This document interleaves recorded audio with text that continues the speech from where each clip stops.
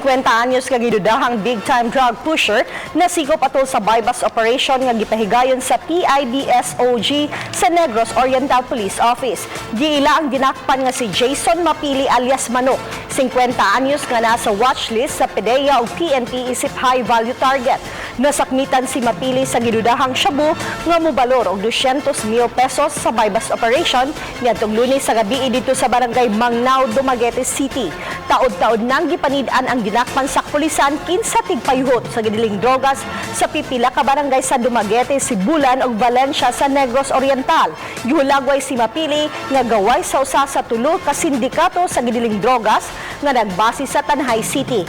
Gingong nagagikan sa Mindanao ang shabu nga gibaligya niya sa Negros Oriental.